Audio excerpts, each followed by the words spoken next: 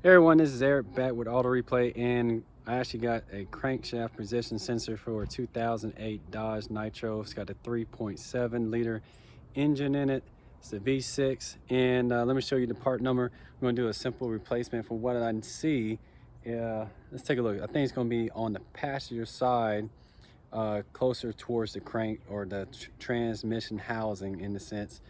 And it should be a simple replacement. It's got one bolt on it, and that actually holds it to the actual block.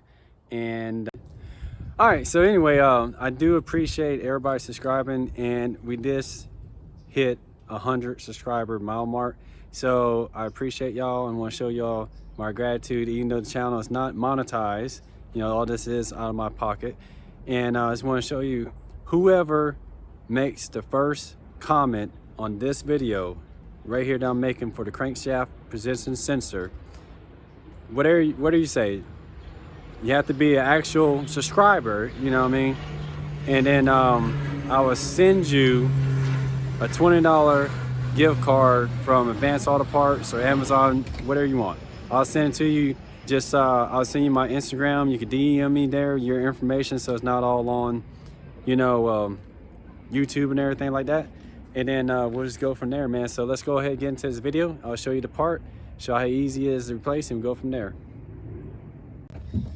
All right, I set it right here. So this is a standard part number PC487, and it looks like this. It's a 3-prong, 3-wire crankshaft position sensor, and I think it sits on the engine kind of like that.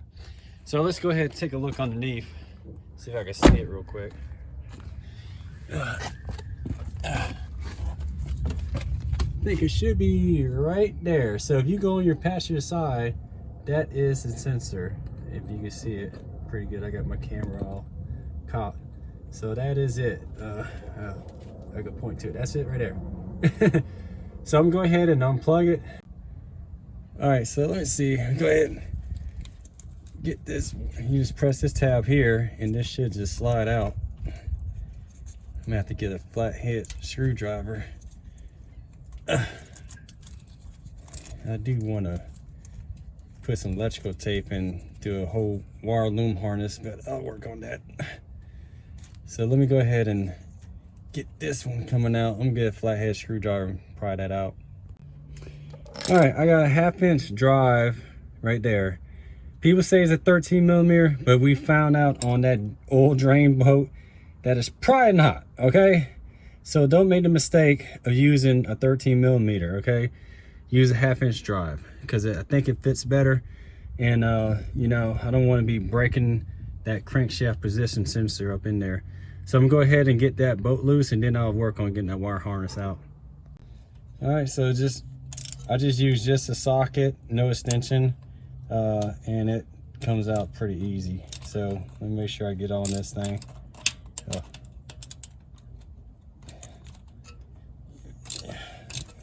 Take this out. So I'm gonna get this out, then I'll show you. You want to wiggle this sensor out because it's a little rubber seal on the end of it. So I don't know why it's not focusing, because it's dark underneath here. So let's work this out and take it out by hand. Yeah, soon we're gonna have the steering rack. We'll be working on the steering rack. I'll be replacing that, the tie rod ends. I'm probably gonna be looking at the upper, lower, because I got some side-to-side play. So go ahead and, you know, they say don't just pull it straight out, but you want to wiggle this out. So let me see if I can turn this. This thing's still hot because I was driving it earlier. Let me kind of work on that a little bit. So I just want to look at the new sensor. So it's sitting in there like this, and this is the rubber seal. You may want to put a little oil on there just to help it seat. And it looks like you definitely want to push down on this. So I may end up taking this out and breaking this little tab here to get that part of the wire harness out.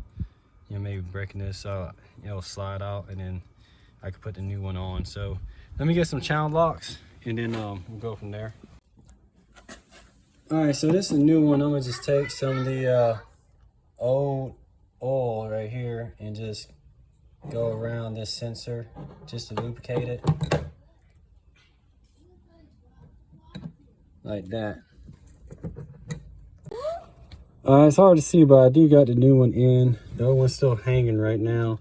So right now I'm trying to kind of break the actual sensor side of it to get the wire harness loose, and then I'm just going to plug the new one in. So let me show y'all exactly with this old one. This is the old one that was in there. I took a pair of channel locks like this, even though it's still connected, and I twisted back and forth, and I mean I twisted for like 20 minutes, right? I took a screwdriver against the block behind it, and I put pressure on it to kind of pull it out while I was twisting. So I was twisting and I was pulling this way. I was pulling away from the engine block and twisting, and it finally came out, man, because I thought I about cracked this thing up in there.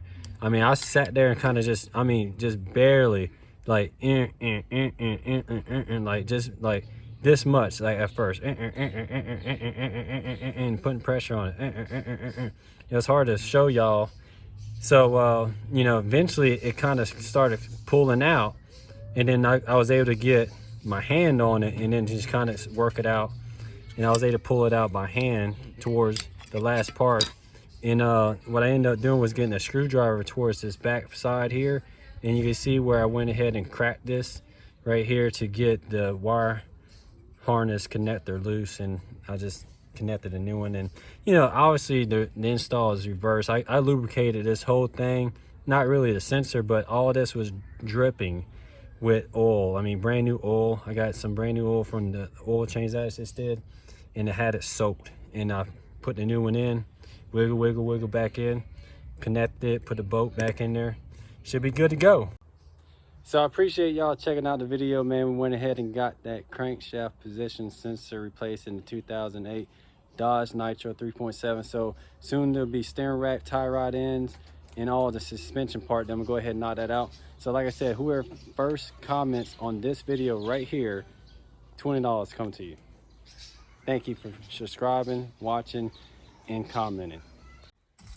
Yeah, I always like to crank my cars up after I do one quick little change on it, man. You gotta make sure it runs good, you know what I'm saying? So we're gonna check this out and see how it is.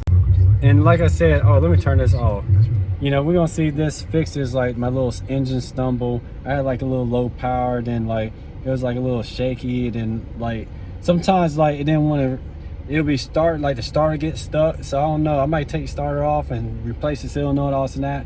But you know, I'll catch y'all, man. I was gonna say something else. I can't remember what it was right now. All right, well, I'll catch y'all later.